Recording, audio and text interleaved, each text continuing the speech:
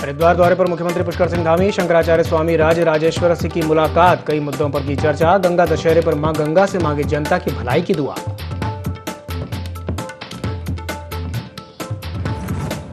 नींद से जागा शिक्षा महकमा, नाले में पड़ी किताबों का वीडियो वायरल होने से मचा हड़कंप। खुद जांच करने चंपावत पहुंचे कुमाऊं शिक्षा निदेशक, बिठाई हाई लेवल जांच कमेटी।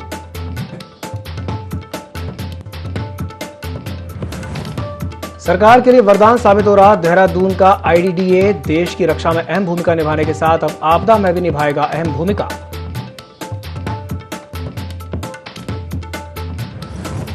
हरिद्वार के लक्सर में 15 दिन से ठप पड़ी डाक व्यवस्था, शिकायत के बावजूद भी अधिकारियों के कानों में नहीं रेंग रही जूं।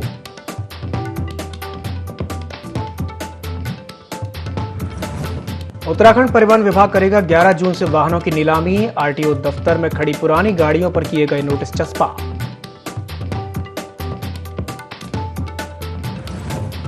और टिहरी के घनसाली गुत्तू मोटर मार्ग पर बड़ा सड़क हादसा, 5 लोगों की मौत, 3 लोग घायल। घायलों को किया गया पिलखी सामुदायिक स्वास्थ्य केंद्र रेफर।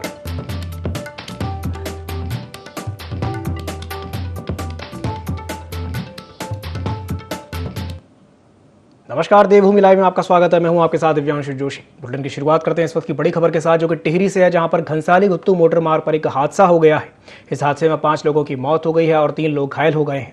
घायलों को पिलखी सामुदायिक स्वास्थ्य केंद्र भेजा गया है।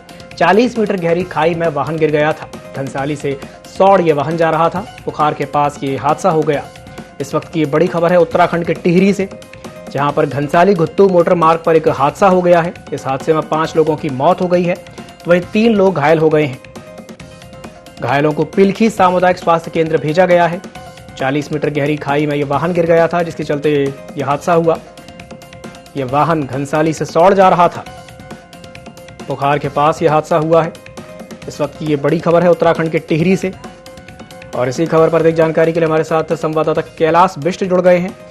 कैलाश, टिहरी में घनसाली गुत्तू मोटर मार्ग पर एक हादसा हुआ है, क्या है ये पूरा मामला, विस्तार से बताइए। बिल्कुल दिव्यांशु, देखिए, एक वैन थी जो अचानक अनियंत्रित होकर सियारी खाई में जाती रही। इसमें 5 लोगों की मौत हुई है। बहुत ही दर्दनाक हादसा ये हुआ है। और एसडीआरएफ टीम को जब इस पूरे घटनाक्रम की मालूमात की, सूचना मिली, तो उन्होंने जो बचे हुए लोग उसमें घायल थे उनको अस्पताल के लिए रवाना कर दिया गया था। और हालांकि किन कारणों की वजह से ये दुर्घटना हुई है, इसकी अभी तक मालूमात नहीं हो पाई है। आरटीओ की टीम वहां पर मौके पर पहुंच चुकी है। आरटीओ की टीम मौके का जायजा ले रही और जांच करेगी कि आखिर किन कारणों की वजह से ये वाहन दुर्घटनाग्रस्त हुआ है। जी, बहुत बहुत धन्यवाद आपका। प्रिंसिपल करेस्पॉन्डेंट कैलाश बिष्ट हमारे साथ जुड़े हुए थे, जो जानकारी दे रहे थे। इस वक्त की ये बड़ी खबर है उत्तराखंड के टिहरी से। बढ़ते हैं अगली खबर की ओर। हरिद्वार और ऋषिकेश में बीते 1 हफ्ते से तीर्थयात्रियों को रोका जा रहा है। इस पर पूर्व सीएम तीरथ सिंह रावत ने अपनी प्रतिक्रिया दी और कहा कि चारधाम यात्रा में यात्रियों को रोकने का कोई औचित्य नहीं है। देश के कोने कोने से लोग यात्रा के लिए आते हैं। सोनप्रयाग और गौरीकुंड तक पहुंच चुके तीर्थयात्रियों को वापस लौटाना ठीक नहीं है। जगह जगह चेकिंग के नाम पर श्रद्धालुओं को 1-1 हफ्ते तक रोका जा रहा है। पूर्व सीएम ने सचिव और जिलाधिकारियों को तीर्थयात्रियों को आगे जाने देने की सलाह दी। देखिए, चारधाम यात्रा बहुत तेज़ी से बढ़ रही है। जनता पूरी तरह टूट पड़ी है। और थोड़ा सा इतना ज़रूर है कि कुछ चीज़ें मैं अभी जब भ्रमण करके भी आया, मैंने डीएमएसपी अधिकारियों की भी समीक्षा बैठक लिया, तो रुद्रप्रयाग है, चमोली है, अन्य जगह है, और जब दिखा तो यात्रा अच्छी हो रही है और पूरा देश का जनमानस यात्रा में आ रहा है। लेकिन व्यवस्थाएं सरकार ने अच्छी की है, सब किया। पहले ही जगह जगह हॉस्पिटल, स्वास्थ्य केंद्र भी खोले हैं, पानी का वो भी दिया, नल भी दिया, सब कुछ किया। बरसात में आपदा से निपटने के लिए एनडीआरएफ की टीम पिथौरागढ़ पहुंच गई है। अभी टीम को पिथौरागढ़ मुख्यालय में ही तैनात किया गया है। वहीं मानसून काल में धारचूला से हेलीकॉप्टर तैनात करने के लिए निविदा प्रक्रिया शुरू कर दी गई है। बरसात शुरू होने से पहले धारचूला में हेलीकॉप्टर तैनात हो जाएगा। इसके साथ ही आपदा प्रबंधन को आपदा से निपटने के लिए शासन से 13 यूटिलिटी वाहन मिल चुके हैं। जिलाधिकारी डॉक्टर आशीष चौहान ने बताया कि हमारा केंद्र से कॉरेस्पॉन्डेंस चल रहा था। अननेचुरलिटी एनडीआरएफ की टीम पिथौरागढ़ पहुंच गई है। अभी उन्हें जिला मुख्यालय में रुकवाया गया है। उन्हें जो भी आवश्यकता है उपलब्ध करवा दी गई है। 13 यूटिलिटी हमें मिली हैं, उसका हम इस तरह से फैब्रिकेशन किया जा रहा है कि आपदा के दौरान वो काम में आ सके। फॉर्चुनेटली आज एनडीआरएफ की टीम ने यहाँ रिपोर्ट किया और उनको यहीं जिला मुख्यालय में यहाँ पे रुकवाया गया और उन्हें उनकी जो भी आवश्यकता थी उनको वो चीज़ें उपलब्ध करवाई गई। 13 हमें यूटिलिटी व्हीकल्स मिले हैं और उनको अब हम या फैब्रिकेशन उनका इस तरीके से किया जा रहा है कि वो डिज़ास्टर के दौरान काम में आ सके और उनको धारचूला और मुंशियारी के इनर एरियाज़ में डिप्लॉय किया जा रहा है ताकि ट्रांसशिपमेंट के टाइम में उन्हें काम मिले। पौड़ी के कजली खाल ब्लॉक क्षेत्र में 4 युवकों ने वन विभाग के गार्ड के साथ मारपीट की। फॉरेस्ट गार्ड पंकज नेगी ने बताया कि वो हमले के दौरान रात्रि गश्त पर निकला था। छजौली धार के पास 4 युवक और 2 युवतियों को देखने पर उसने उन्हें गुलदार प्रभावित क्षेत्र होने के कारण वहां से जाने को कहा, जिस पर आरोपी युवक पर भड़क उठे और गाली गलौज के साथ उनके साथ मारपीट की। वन आरक्षी की शिकायत पर नायब तहसीलदार ने मामला दर्ज कर लिया है। आगे की कार्रवाई जारी है।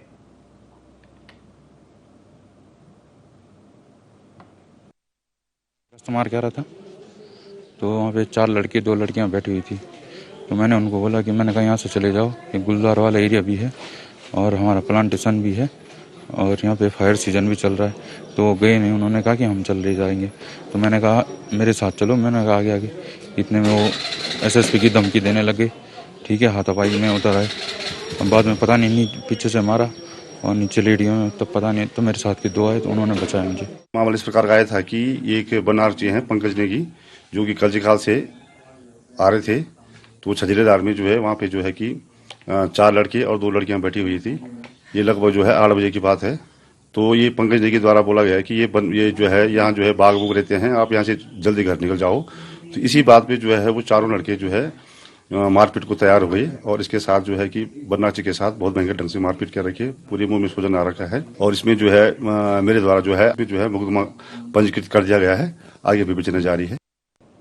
बागेश्वर में डीएम विनीत कुमार ने उडेर खानी गांव का दौरा किया, जहां ग्रामीण और काश्तकार बेमौसमी सब्जियां, मशरूम उत्पादन से अपना गुजारा करते हैं।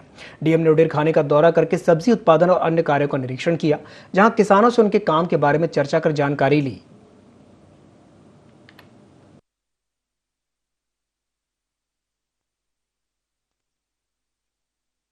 कि हम जो है बागेश्वर को वेजिटेबल्स के मामले में हम लोग यहाँ पे सेल्फ सफिशिएंट कर सके और साथ साथ ही हमारे जो फार्मर्स है इनकी इनकम को भी हम लोग डबल कर सके।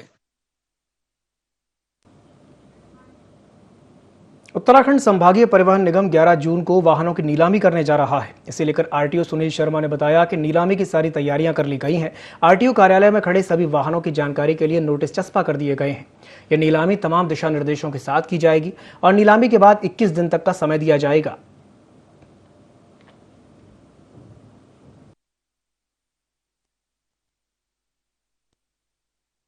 देहरादून संभाग के अंदर हमारी बहुत सारी गाड़ियां हैं जो कि बंद खड़ी हुई हैं और जिन पर कि टैक्स बकाया है। उन बंद गाड़ियों की हम नीलामी करने जा रहे हैं 11 जून को और उसकी नीलामी देहरादून ऑफिस में होगी। ये लगभग 200 गाड़ियां हैं, 180 से 200 गाड़ियां हैं और नीलामी की प्रक्रिया यहीं 11 जून को आरटीओ ऑफिस में होगी और उसके नियम कानून हमने स्पष्ट कर दिए हैं। उसका हर एआरटीओ ऑफिस में उसका नोटिस बोर्ड पर चस्पा भी कर दिया गया है। जो हमारे अखबार हैं, मुख्य अखबार हैं, उन पर भी उसका एडवर्टाइजमेंट पहले निकाल दिया गया है। अब हम 11 तारीख को पूरी तरह तैयार हैं कि इसकी नीलामी बिल्कुल नियम अनुसार कर सकें। चंपावत के पार्टी विकास खंड में नाले में पड़ी किताबों का वीडियो वायरल होने के बाद मामला उच्च अधिकारियों तक पहुंचा, जिसके बाद माध्यमिक शिक्षा कुमाऊं मंडल के अपर निदेशक लीलाधर व्यास जांच के लिए चंपावत पहुंचे। इस दौरान सीमावर्ती जिलों के बच्चों को किताबें न मिलने की शिकायत पर नाराज डीजी ने 600 से ज्यादा अध्यापकों के वेतन रोकने के आदेश दिए। वहीं एसडीएम ने इस पूरे मामले में गहनता से जांच की बात कही।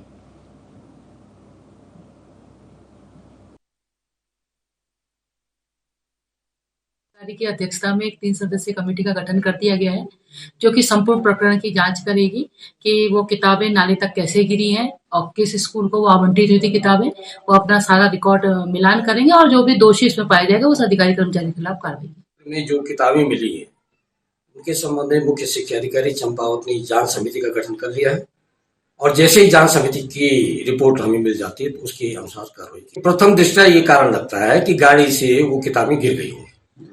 तो पहला तो नैतिक दायित्व तो उनका भी था जिनको वो किताबें मिली तो वो विभाग को सूचित करते हैं। ये कहना कि विभाग के किसी कर्मचारी ने वो किताबें नाले में फेंकी, गधेरे में फेंकी, मुझे तो ये बिल्कुल असत्य समझ आता। किसी कर्मचारी की अगर इसमें संलिप्तता पाई जाती है तो उनके खिलाफ कार्रवाई होगी। लक्सर के हबीबपुर कुड़ी गांव में एक मजदूर की हाई टेंशन लाइन से करंट की चपेट में आकर की मौत हो गई। मजदूर निर्माणाधीन पैरामेडिकल कॉलेज भवन की छत पर काम कर रहा था। करंट की चपेट में आकर मजदूर भवन की छत से नीचे गिर गया और मौके पर ही उसने अपना दम तोड़ दिया। सूचना पर पहुंची पुलिस ने शव को कब्जे में लेकर पोस्टमार्टम के लिए भेजा है। मृतक के भाई ने भवन मालिक पर आरोप लगाया है कि हाई टेंशन लाइन बंद करने की बात कहकर काम शुरू करवाया गया था, जबकि ऐसा नहीं होने से उसके भाई की मौत हुई है। खेत में था कि भाई तुम्हारे भाई के चोट लग गई, सेटरिंग का काम करा तुम्हारा भाई राय से मध्य पे 400 रुपए की, और इसने अब यहाँ हमने जानकारी लिया कि तो ये खत्म हुआ पड़ा। ये डॉक्टर से उठा के नहीं ले गया। एक रिश्तेदार हमारा बेचारा डुगनपुरी का, वो लेगा उसको उठाकर, और हमने तो पता किया भाई ये डॉक्टर क्यों लेगा, ये उठा कर लेगा, मैं लेगा उसको उठाकर। और ये जब से काम करने आता है उसने बोला भाई लाइन कटवा दी, जब हम काम करेंगे। डॉक्टर बोला अगर लाइन मैंने कटवाई तो मैं अपना काम चालू कर लो, लाइन कट गई तुम अपना काम चालू कर लो। बैठा को मेरा भाई भी और चढ़ गया लाइन पर, और जब लाइन पर चढ़े थे वहाँ तार उसको थोड़ी लगी तो लाइन टप चढ़ती तो होया काम। यो कुड़ी हबीबपुर में कोई कटार सिंह है, उनका एक पैरामेडिकल कॉलेज बन रहा है, उसकी छत पर सेटरिंग का काम करते हुए नज़दीक से गुजर रही पावर इलेक्ट्रिसिटी लाइन से चिपकने से एक युवक की मौत हो गई, जिसकी उम्र 35 वर्ष है, नाम बाबू है। तो इसमें हम पूरी प्रकरण की जांच कर रहे हैं। हरिद्वार जिले के लक्सर में रेलवे के बाद यात्रियों की आवाजाही के लिए राजकीय बसें ही एकमात्र सुरक्षित विकल्प हैं, लेकिन नगर के अस्थायी बस अड्डे में अव्यवस्थाओं का अंबार लगा हुआ है। बस अड्डे में ना तो बसों का कोई समय निर्धारित है और न ही यात्रियों के बैठने और पेयजल की कोई व्यवस्था है। ऐसे में यात्री बेहद परेशान हैं और लगातार प्रशासन से गुहार लगा रहे हैं। हमें क्या कहते हैं 1:30 बजे की ट्रेन पकड़नी है हरिद्वार से, अब कितनी देर में बस आएगी नहीं पता। अगर 11 बजे से पहले नहीं आई तो ट्रेन छूटेगी। बस तो मौके पे है नहीं, कैसे करेंगे, क्या करेंगे, इसके अलावा तो कोई नहीं है ना। सर हम देख रहे हैं थोड़ी बहुत लोगों में हमें हाईवे लगभग 35 मिनट हो चुके हैं सर, अभी गाड़ी कोई यहाँ पर आएंगे, यात्री काफी 35-40 संख्या में मौजूद है। गाड़ी का कोई समय नहीं है, किस टाइम आएगी कब जाएगी, और यात्री बहुत ज्यादा परेशान है, ना पानी में बचता है यहाँ पर ना कुछ है, और सब लोग परेशान है, बच्चे वाले भी हैं, महिलाएं भी खड़ी हैं, और पूरी तरह वृद्धा भी बहुत है। और कभी कभी तो बस वाला एकदम बस लाता है, एकदम चला जाता है, और जो बूढ़े बुजुर्ग हैं सरकार ने जो योजना दी थी हरीश रावत के शासन में, उसको वाले जाते हैं, बुजुर्ग को बैठाते हैं, कभी बातें कहते हैं ये तो आधार कार्ड वाले हैं। रोडवेज का बस अड्डा भ्रष्टाचार का अड्डा है, बेईमानी का अड्डा है, यात्रियों के शोषण का अड्डा है। यहाँ महिलाओं के टॉयलेट की कोई व्यवस्था नहीं है, ये यात्री बैठे हुए हैं, इनके लिए ठंडे पानी की कोई व्यवस्था नहीं है। और मैं ये अनुरोध करता हूँ कि सरकार जागे, लक्सर के बस अड्डे की तरफ ध्यान दे, यात्रियों को सुविधा मिले, समय पर बसें चले। लक्सर के डाकघर में बीते कई दिनों से मशीन खराबी और जर्जर हालत से डाक व्यवस्था ठप पड़ी हुई है, जिससे एक ओर speed post, Indian postal order जैसे कई काम रुके पड़े हैं, वहीं दूसरी ओर स्थानीय डाक विभाग कर्मचारियों को क्षेत्रवासियों की नाराजगी का सामना करना पड़ रहा है। कर्मचारी उत्तराखंड के प्रवर डाक अधीक्षक को कई बार शिकायत कर चुके हैं, बावजूद इसके स्थानीय लोगों को मजबूरन रुड़की और हरिद्वार डाकघर जाकर अपना काम करवाना पड़ रहा है। मैनेजर हैं उनको भी अवगत कर रखा, बार बार ईमेल करने के बाद भी, रजिस्ट्री करने के बाद, उनको अवगत करने के बाद भी कोई समाधान अभी तक नहीं हो पा रहा। ये लगभग पहले 5 दिन पहले बंद रही है, एक दिन वो ठीक करके चले गए, उसके एक दिन चली, उसके बाद फिर बंद हो गई है। हमारे द्वारा एसएसपी अपने जो कार्यालय प्रबंध अधीक्षक हैं उनको हमने शिकायत भेज रखी है। गंगोत्री धाम में बड़ी धूमधाम के साथ गंगा दशहरे का पर्व मनाया गया। मंदिर समिति के साथ मिलकर गंगोत्री गंगा पुरोहित सभा ने गंगा मैया की पूजा अर्चना की। हजारों तीर्थयात्री गंगा मैया की आरती में शामिल हुए। इस पावन अवसर पर राजा भागीरथ महाराज और स्थानीय देवी देवताओं की डोली की झांकी निकाली गई। गंगा लहरी और गंगा सहस्त्र नाम पाठ के साथ गंगा मैया की पूजा अर्चना की गई।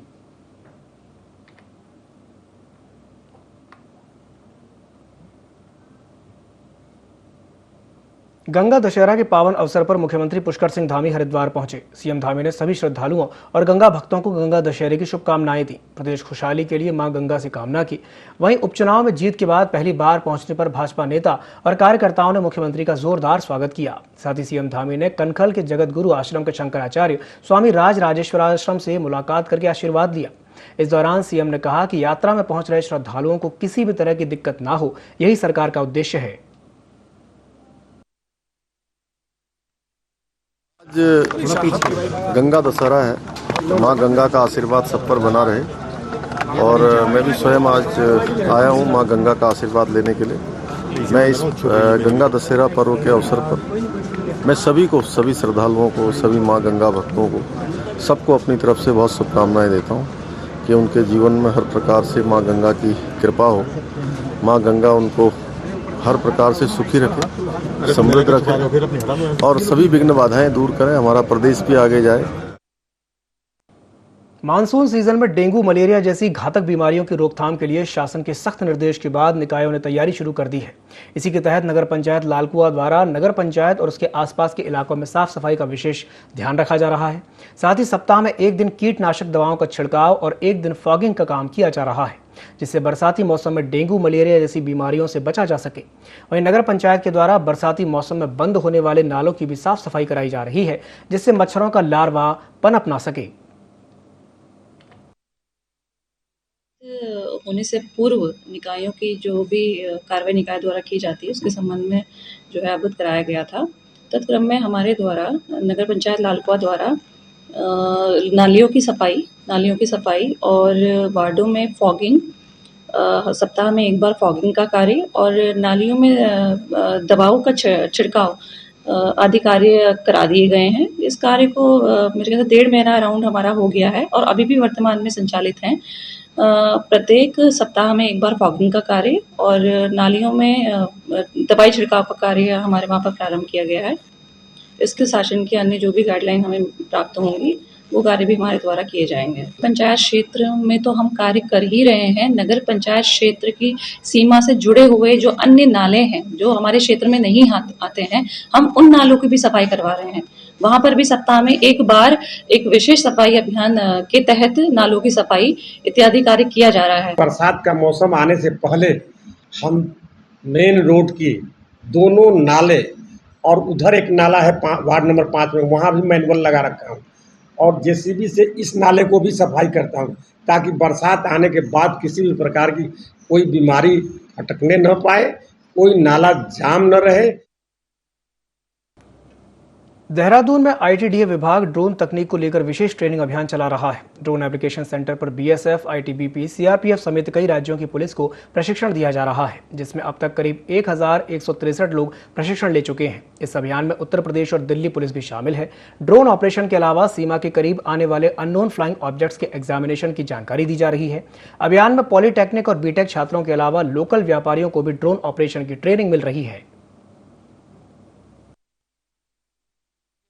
2018 में हम लोगों ने ड्रोन एप्लीकेशन रिसर्च सेंटर बना दिया था। ड्रोन्स को लेके रिसर्च और R&D में जो चीज़ें हो सकती हैं, इसमें इमेज एनालिसिस से लेके ड्रोन की कॉम्पिटिशन्स, कई स्टेट से हज़ारों लोग आए थे, उसमें सारे स्टेट से स्टूडेंट्स भी आए थे, कई इंडस्ट्री प्लेयर्स भी आए थे, उन्होंने अपने स्टॉल्स भी लगाए और हम लोगों ने ग्राउंड कंट्रोल स्टेशन वैन बनाया था, जिसको कि माननीय प्रधानमंत्री जी ने भी देखा और सराहा और जिसको कि हम लोगों का प्लान है कि पूरे उत्तराखंड में, चूंकि हम आपदा प्रभावित एक क्षेत्र है, तो हमें हर स्थान पर हमें इस तरह के ड्रोन के वैन बनाने की हमारी प्लानिंग है कि हर जिले में हम इस तरह का एक ड्रोन वैन बनाएंगे और ड्रोन के साथ उसको लैस करेंगे, जिससे कि आने वाली आपदा में वो समय पर पहुंच के मदद करेगा।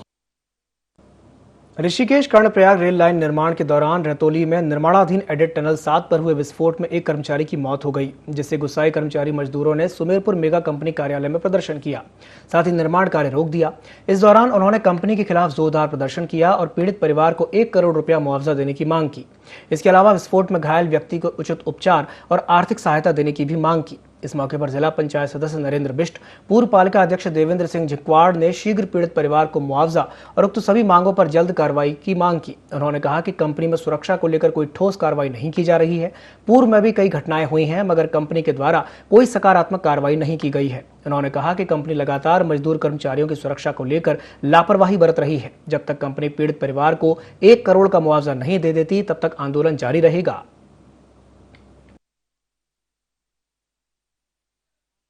के जो आवाज उठाते थे 6 उनको तत्काल अंदर किया जाए और क्या उनकी नौकरी बहाल की जाए, और जो लड़का इसमें मरा है उसके परिवार को जो है ना आर्थिक मुआवजा जो है ना तत्काल दिया जाए।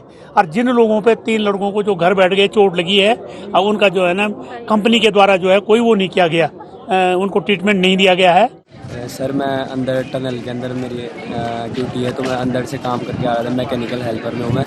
तो मैं अंदर से आ रहा था, जैसे ही मैं अपनी जगह पे जो हमारी साइड है बैठने की वहाँ पे बैठा, तो वहाँ पे कोटेक्स जो वहाँ पे ब्लास्टिंग का सामान आता है, उन्होंने काम शुरू होने से पहले वो वहाँ पे, जबकि वो ब्लास्टिंग का उस टाइम कुछ काम नहीं था वहाँ पे, उन्होंने ब्लास्टिंग का सामान वहाँ पे रख दिया। तो उसके बाद वो ब्लास्ट वहाँ पे ट्रांसफार्मर भी है बिजली का, वो ट्रांसफार्मर वहाँ पे पता नहीं शायद शॉर्ट सर्किट वगैरह हुआ, क्या हुआ, वो अचानक से उस पर वो हो गया, मतलब शॉर्ट सर्किट हुआ और ब्लास्ट हो गया। और उस बंदे के तो सारे चित्तर उड़ गए थे, हाथ मुंह कान सब हो गया था। उसके बाद मेरे तो कान वगैरह सारे सुन्न हो रहे, अभी भी मतलब एक कान से इससे कम सुनाई दे रहा है। मैं वहाँ पे से भागा तो मेरे हाथ पाँव सारे काम करने बंद हो गए थे। जिस प्रकार से ये जीएम साहब बोल रहे हैं कि हमारे एक परिवार का सदस्य आज हमारे बीच में नहीं रहा, इसी प्रकार से ये अपनी भावनाएं पहले से रखते हैं कि हमारे परिवार के सब सदस्य हैं, इनके साथ अन्याय नहीं होना चाहिए। और इनको ये भी पता नहीं है कि इन लोगों ने तो अपना घर जंगल जमीन तक इन्होंने सरकार को एक तरफ से दान रूप दिया है। कई लोग 4-5-6 लोग इन्होंने बाहर किए हैं, ये नहीं होना चाहिए। और जो लड़का हमारे बीच में नहीं है, जिसकी कल डेथ हुई है, कम से कम हमारी मांग ये है कि उसको 1 करोड़ रुपया उसके परिवार को मुआवजा दिया जाए। 6 लोगों को जो बाहर हुए वो अंदर होने चाहिए, जो 3 लोग घायल हुए उन्हें भी कुछ मुआवजा दिया जाए जब तक वो स्वस्थ नहीं हो जाते हैं, कम से कम 1-2 महीने जो भी समय लगेगा उनका तब तक। और ये आंदोलन तब तक चलता रहेगा जब तक जीएम साहब आप सकारात्मक जवाब नहीं देंगे और लिखित से जवाब नहीं देंगे। कंपनी से मैं ये चाहता हूँ कि कंपनी उसके घर को मुआवजा दे। ठीक है सर, ये कंपनी बिल्कुल भी लेबर के प्रति एक भी इनका सही बर्ताव नहीं है सर। वो जब टनल में अंदर जाते हैं ना तो ये ऐसे काम करवाते हैं हमसे जैसे हम इनके नौकर होंगे। 2 गाड़ी वहाँ रहती है, एक एम्बुलेंस रहता है और एक अपना दूसरी गाड़ी रहती है। अगर एम्बुलेंस किसी कारणवश कहीं बाहर चली जाती है तो ये गाड़ी स्टैंड बाई खड़ी रहती है, वो आपको आदमी को मूव करती है, तब तक दूसरी एम्बुलेंस कहीं ना कहीं से हम लोग एडजस्ट करके उसको दे देते हैं। सुरक्षा के तौर पर तो हम लोग सारे कुछ ऐसे होता नहीं है, जो जिस चीज़ से उसको हुआ है ऐसे फिलहाल होता नहीं है। बट हम लोग अभी उसके सारे जांच कर रहे हैं और हम लोग खुद इस मामले में बहुत ज़्यादा दुखी हैं, क्योंकि हमारे परिवार के एक आदमी नहीं रहा। तो इसके लिए हमारी मजदूर जितने भी हैं, वर्कर ऑफिसर जितने भी हैं, हम लोग उनके साथ हैं। और जो उसके कंपनी रूल के हिसाब से होगा वो कंपनी करेगी। भारतीय वन विभाग नो मैंस लैंड में 15 फीट जगह छोड़कर प्लांटेशन कर रहा है। खटीमा की भारत नेपाल सीमा पर प्लांटेशन का नेपाली नागरिकों ने विरोध थमा नहीं है। भारत नेपाल सीमा पर प्रस्तावित संयुक्त सर्वे 10 जून तक टाल दिया गया है। नेपाल के सीडीओ के नहीं पहुंचने के कारण सर्वे नहीं किया जा सका।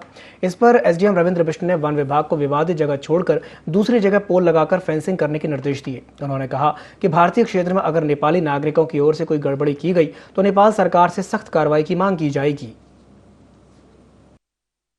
10 हेक्टेयर और 15 हेक्टेयर का जो है एक कार्य योजना के अनुसार जो है वृक्षारोपण प्रस्तावित था, जिसके उपरांत हमारे द्वारा जो है पहले ही खंबे और तार फेंसिंग कर दी गई, गड्ढे खोद दिए गए थे।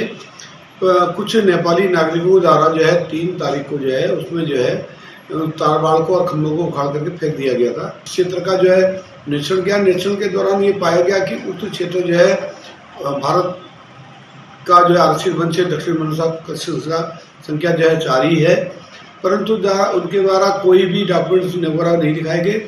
हमारे द्वारा उनको जो है सारे जो पक्ष अपने रखा गया, उनको आदेश मिला कि आप अपना कार्य जो आपका शेष बचा उसको करें। प्रशासन उसमें ऑब्जेक्शन नहीं करता है। इसमें जो हमारे वन विभाग द्वारा अपनी ही भारत की सीमा पर ही अपनी टेरिटरी पर ही प्लांटेशन का काम किया और 4 खाल भी वो खोदे जा रहे हैं, तो उसमें वो वृक्षों की सुरक्षा के लिए उनको तार बाड़ किया जा रहा है। एक जगह हमारा पिलर जो है क्षतिग्रस्त है, जिससे भ्रम की स्थिति पैदा हो गई थी। कुछ नेपाली लोगों द्वारा वहाँ पर इसका विरोध किया गया और कुछ पिलर्स तोड़ दिए गए थे।